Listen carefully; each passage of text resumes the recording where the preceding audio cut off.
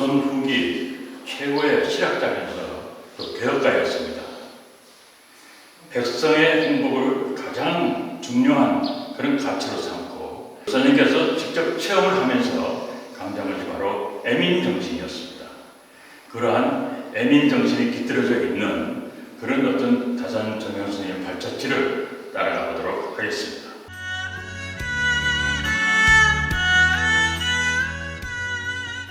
경기도 남양주시의 마제는 물의 고장이자 조선 후기 최대의 실학자인 다산 정약용의 고향입니다. 금강산에서 발원한 북한강은 남양주 제일경 두물경에서 남한강과 만나 다산 생태공원을 휘돌아 팔당호에서 머물며 한강이 시작되지요. 다산 생태공원은 한강이 휘돌아가는 정약용의 고향 강가에 다산의 자연사랑의 숨결을 느낄 수 있는 곳이죠. 18년의 유배 생활을 끝내고 고향으로 돌아온 후 유유히 흐르는 한강을 바라보며 거닐었던 발자취를 따라 선생의 호를 딴 다산 생태공원을 만들었답니다. 울창한 나무와 계절별로 아름다운 꽃들이 채워지며 강변과 함께 산책하기 좋은 수변 공원이죠. 주변에 다산 선생의 생가와 유적지와 함께 다산의 실사구시 정신을 품으며 사색과 정서를 안겨주는 물안경 생태공원입니다. 자연과 교감할 수 있는 대표적 인문 여행지로 많은 사람들의 사랑을 받고 있지요. 다산 선생은 과학적인 방법론으로 문제를 파악하고 해법을 제시하며 실천하면서 실용을 강조했던 조선의 다빈치로 불립니다. 다산 선생이 가장 이제 중요하게 생각했던 것들은 백성들의 먹고 사는 문제였는데 국산 현감으로 부임했을 때 선생께서 쉽게 해서 표준자를 가지고 정확하게 측정을 해서 호포를 징수했습니다. 그 결과 그 전까지 관청에서 사용했던 자들이 터무니없이 컸다는 걸 밝혀내요. 그렇게 해서 그 백성들의 어떤 그런 부담도 많이 경감시켜줬습니다.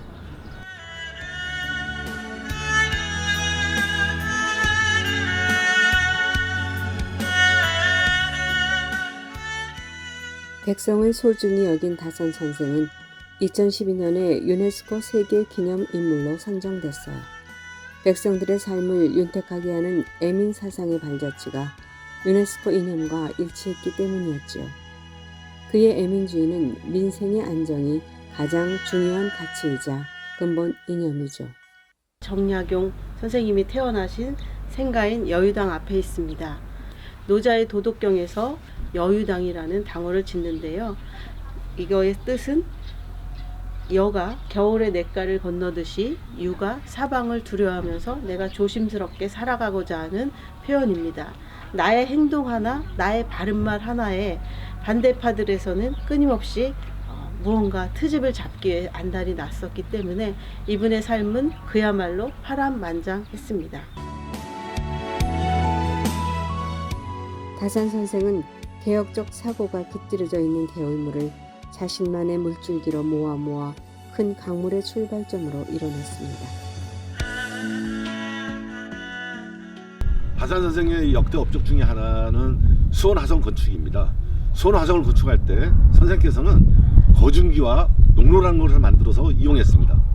농로는 지금으로 말하면 일종의 타워크레인 같은 것인데요. 이렇게 기계를 이용하다 보니까 부역에 동원됐던 백성들이 다치는 일이 거의 없었습니다.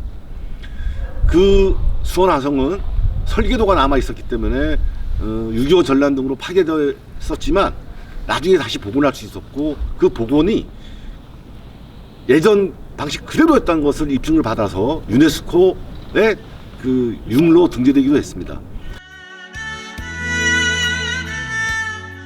다산 선생은 과학적인 방법론으로 문제를 파악하고 해법을 제시하며 실천하면서 실용을 강조했던 조선의 다빈치로 불립니다.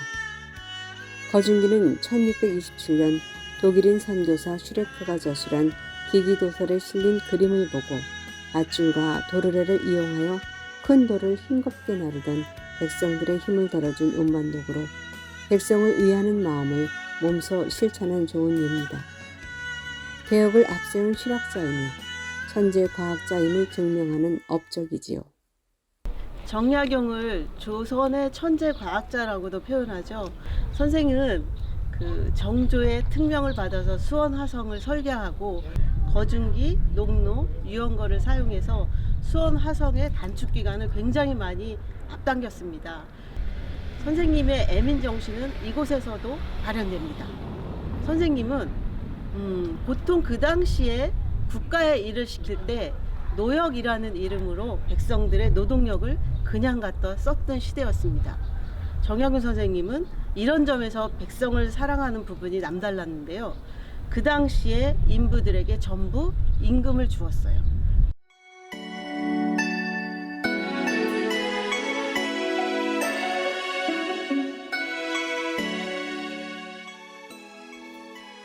다산 선생의 대표적인 저서인 목민심서에서 강조한 애민과 개혁 정신이 녹아있는 선생님의 뜻이 잘 새겨져 있는 말씀이죠.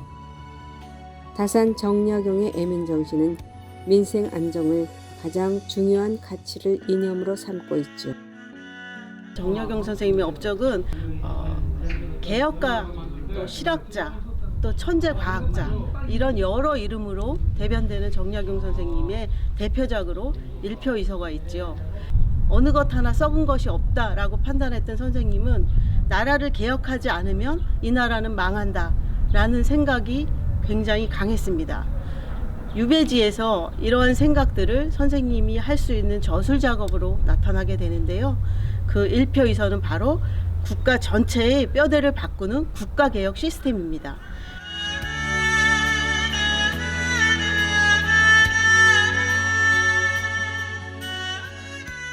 다산의 저서 경서 입표에서 개혁의 불가피성을 강조한 문구입니다. 개혁은 곧 구습에 젖은 나라를 새롭게 하는 것으로 지금 우리의 현실과도 부합될 수 있는 마음에 와닿는 말씀이지요. 다산 선생님은 꺼지지 않는 불꽃 같은 실학사상을 실천하는 삶을 살았어요. 18년의 유배 생활을 통해 학문과 백성에 대한 사랑을 실학으로 완성했지요. 남양주의 다산 유적지는 200년 전 개혁을 외치던 다산 선생님의 쩌렁쩌렁한 목소리와 꼿꼿하고 검소한 모습이 그대로 보존되어 있는 생가 여유당에서 여생을 보내고 언덕 위의 소박한 모습으로 60여 년간 해로한 부부가 함께 고즈넉하게 안장돼 있어요. 현대사회에서도 자신의 가치관에 반대되는 주장들을 잘 받아들이지 못하는 경우가 많은 것이 우리의 현실이지요. 그러나 현대사회보다 개인의 이념에 대한 이해가 떨어지고 제재가 훨씬 더 많았던 조선 후기에서 다산 선생님께서 다양한 학문을 수용하고 자신의 생각을 접목한 실용사상을 정립하는 놀라운 업적을 이뤄냈습니다. 지금이라도 그런 애민과 실용사상을 받아들여 적용한다면 오늘날의 우리나라 정치 상황들이 보다 더 진취적이 되지 않을까 하는 생각을 가져봅니다. 정약용 선생님의 실학정신과 애민사상을 그대로 담아서 이곳 다산 생태공원을 조성했는데요. 선생님은 평소에 자연 속에서 있어야 생각에 걸림이 없이 툭 트인 생각을 가질 수 있다고 말씀하셨는데요. 인간이 자연을 보는 시각은 꽃을 꽃답게 봐주고 아름다움을 느낄 수 있는 많은 사람들이 있을 때 이 꽃은 더욱더 의미가 있는 것 같습니다. 다산 생태공원인 이곳에서 여러분들도 오셔서 한번 흠껏 취해보시는 시간 오늘 가져보시길 바랍니다.